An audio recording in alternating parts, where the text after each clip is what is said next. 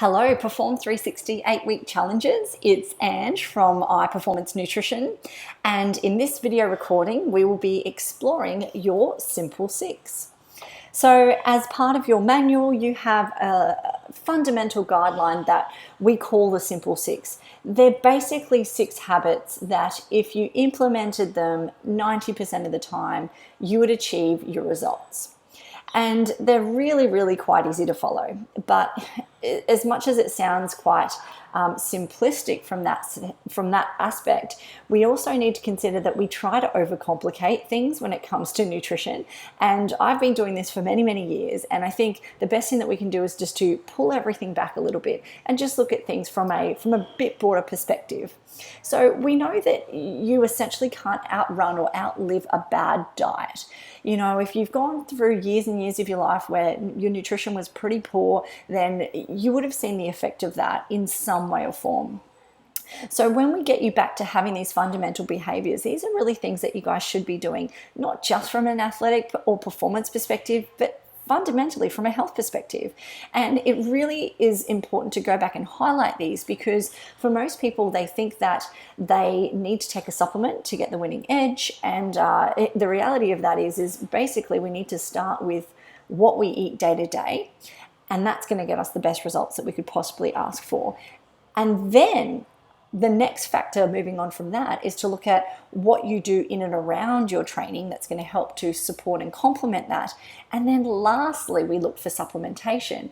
And if you've ever read any disclaimer on any supplement of any description, whether it be a vitamin or a mineral or a sports supplement, for instance, there is a pretty bold writing, well, sometimes it's not that bold, it's actually in the fine print, that says this should never substitute a good diet.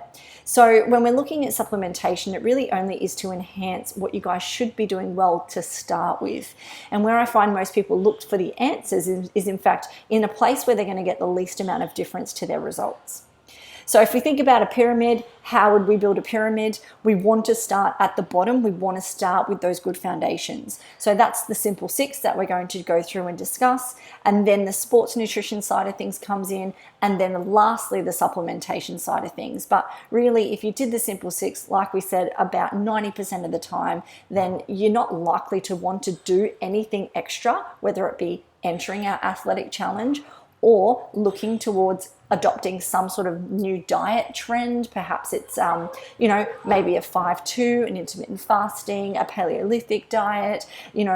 All of those things don't matter unless you get the basic grounding first. So before you start to look for other answers in other things, other diets, other ways that people have possibly succeeded in the past, we need to really get your core right first. And we have to go back to these Simple Six every single time. So this is what we're looking for with you guys. It's that consistency. It's bringing you back. It's not being perfect, but you are recognizing that there's a couple of things that you might not be seeing that we need to just pull it back a little notch. Okay, so of course for us, we of course don't believe that healthy practice ends just after you do your finisher. We want you guys to continue walking out of the gym and into your homes where most of this work is being done. Of course, like I said, the best part of what you eat day to day for a lot of times is going to be what's going to contribute to your maximal result. So we feel so passionately about this that we actually designed a little bit of a cutout handout. So what I want you guys to do at the end of this video is to print out your manual and go to the page where it is a cutout, and you can literally cut it out, fold it up and stick it in your wallet, because we often, or your phone case for that matter, something that you take with you everywhere, because you need to be reminded of the Simple Six each and every time you go, until the day where you wake up where you're just doing it automatically, and that's what we call lifestyle. So let's delve in. The Simple Six. Number 1 to start with, are you eating what we term mindfully? So this is a really interesting one. Have you checked in with your hunger lately? A lot of us eat for many different reasons. Sometimes we eat because it's just that time of day. We've factored that into our work schedule, so we're eating for a specific time. We might possibly eat because we might have seen what somebody else is eating and that might have looked really appealing, and we want to have what they're having.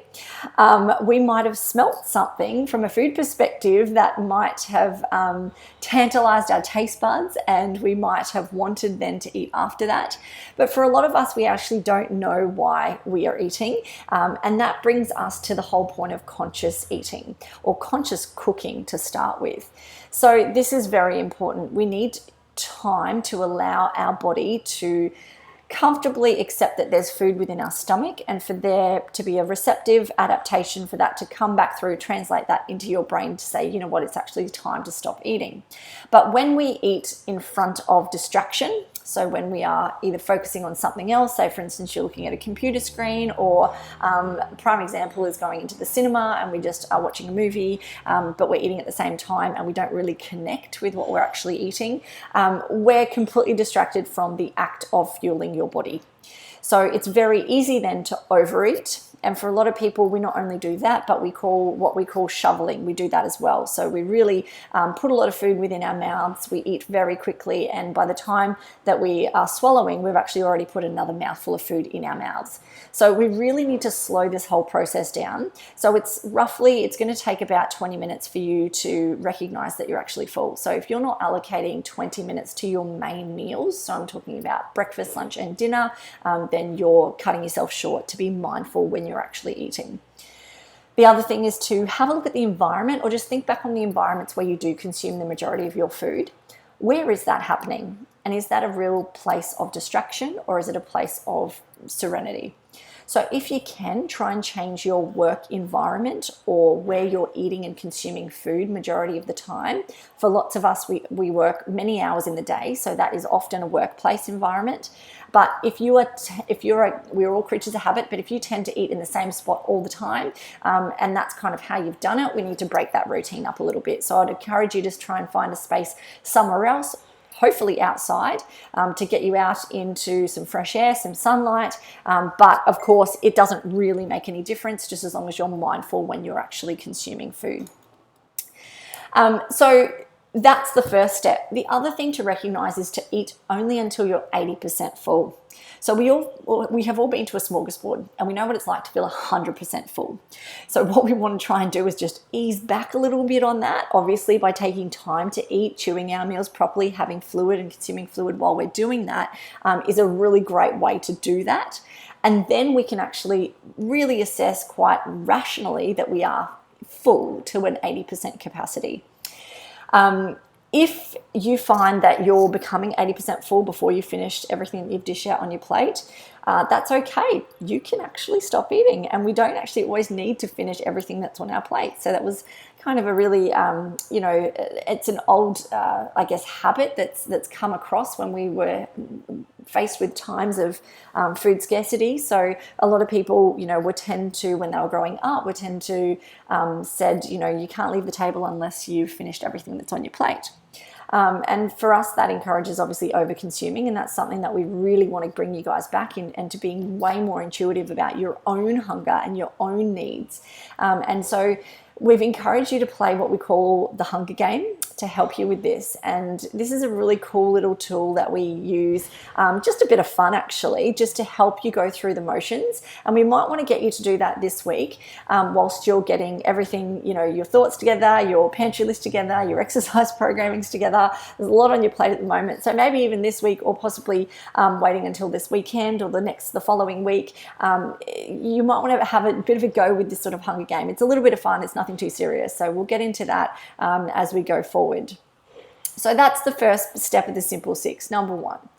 The second thing you really need to be doing is really encouraging yourself to think about where that protein dense food is coming from. So I want you guys to have a look at your pantry lists, to go back and go, what is a high protein containing food? So which food group am I looking at for this? And is that represented on my plate? And what size or what amount do I need to be representing on my plate as well in protein? So for females, that is that 1 palm-sized serve of protein, and for males, it is 2 of your palms of protein from a size perspective. We really want to be choosing the leaner types of protein. Here are the ones with a high amino acid profile. And so I encourage you to go back to, like I said, your pantry list to have a look at what the best sources of that protein may be. The third simple six is, where are the veggies or salad?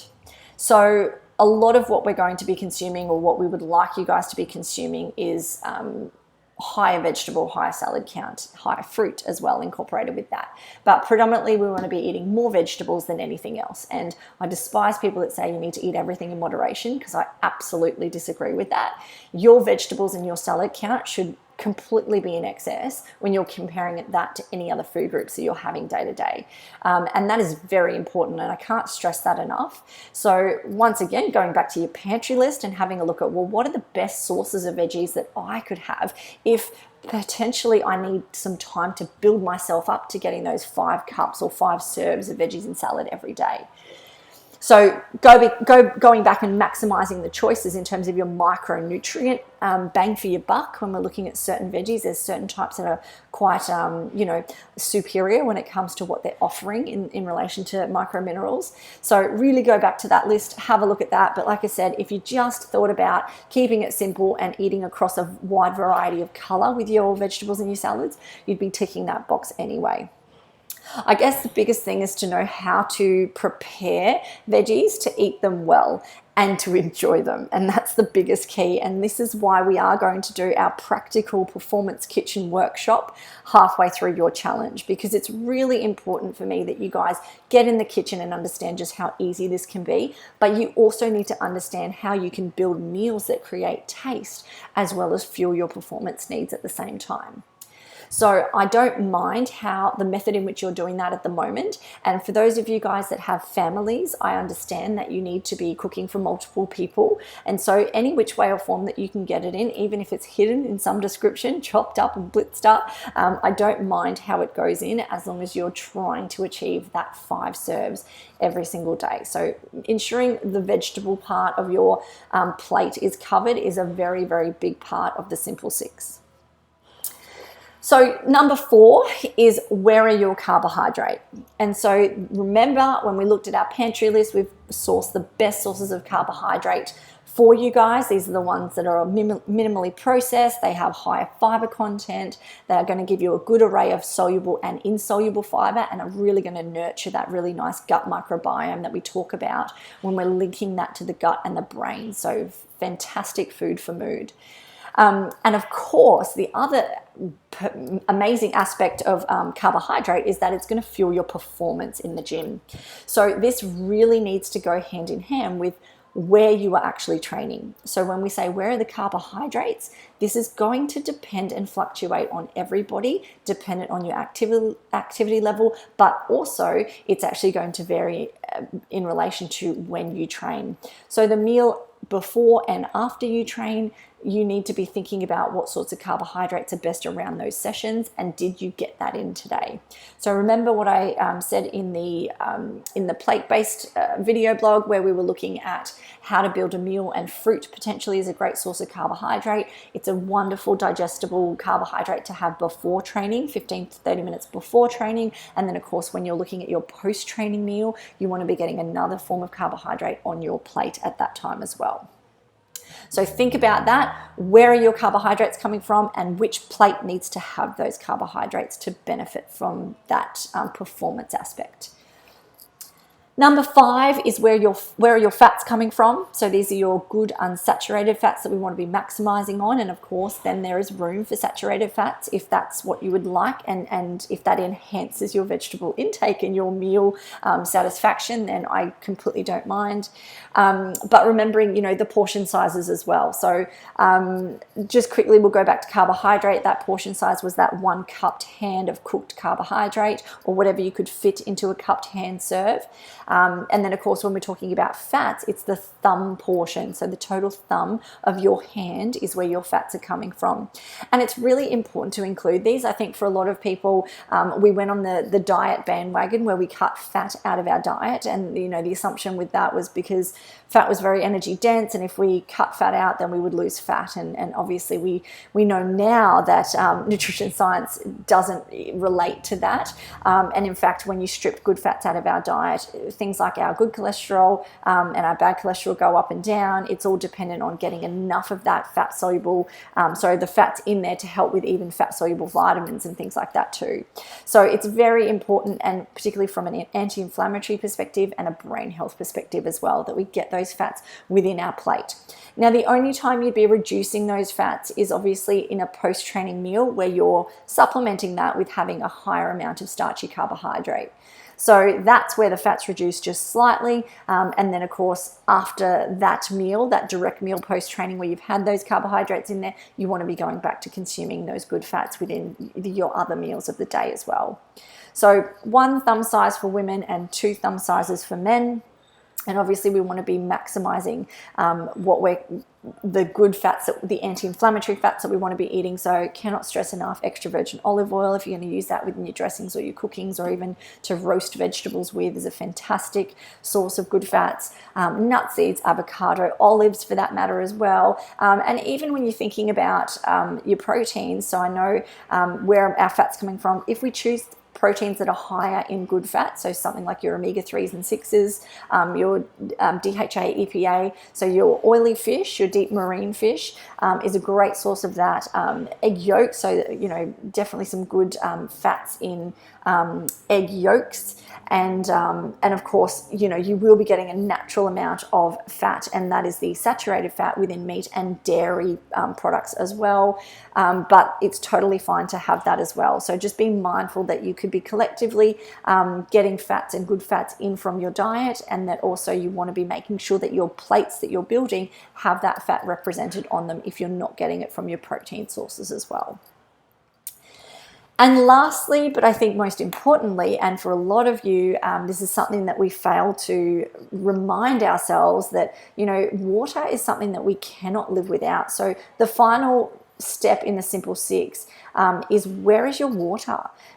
Or fluid basically, because really, you know, if we don't have water, we can't survive. So with everything, you know, we have a bit of a buffer when it comes to fat stores in relation to energy. So we can go for a long time without food as such. Our body sort of upscales and regulates itself in order for us to keep pushing on. But fluid, I mean, if we don't have that in good need and good stead, then everything else in our system slows down. So we need fluid for all other cellular processes within our body. And it's very important, particularly because you guys are training, that we replenish that as well, because you're sweating. So we sweat to get our body's temperature down, and that's a cooling mechanism.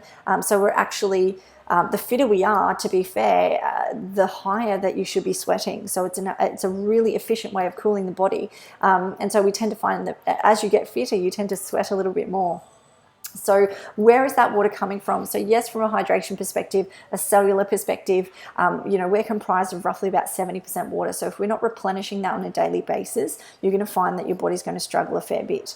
And so I always look at water and say, can I have it with my meals? Because if we're going to have yet another thing to think about from a Simple Six perspective, as long as you sit down and eat something, you should be thinking about, where's your water? So I often say a great rule of thumb is every meal or snack that you sit down to, you need to be having at least 1 or 2, upwards of 2 glasses of water with every single meal. So if you are thirsty, that is a recognized sign to say that you need more. And, you know, things like tea and coffee can totally contribute into your total fluid intake. But at the best of times, you really want to be looking for that water as your first priority of getting that fluid in your body. So that's it, guys. It really comes back down to the whole plate system. But even if you just forgot that for a moment, the Simple Six is really the key to getting you the best results that you could possibly get. So as I said to you guys, we have put it in a really, really quick and easy cutout. And I'm going to quickly go through and have a look at that. That might be, sorry guys, that might actually be in a separate attachment, but we will get that to you. So that's really essentially what I want to cover in this session. I think that's enough for you to move forward with. Like I said, we do have a bit of a task. We want you to go out. We want you to cut that little Simple Six little flow chart out, stick it in your wallet, stick it in your back pocket, refer to it every single time that you stuff up. You know, that's another thing that we could do is, you know, we're not perfect all the time, but as soon as we sort of stuff up, rather than saying, oh, you know what, I'm falling off the bandwagon, I'll just start again tomorrow. No, we start with the next meal. We start with the next possible opportunity that we have to make a better food decision.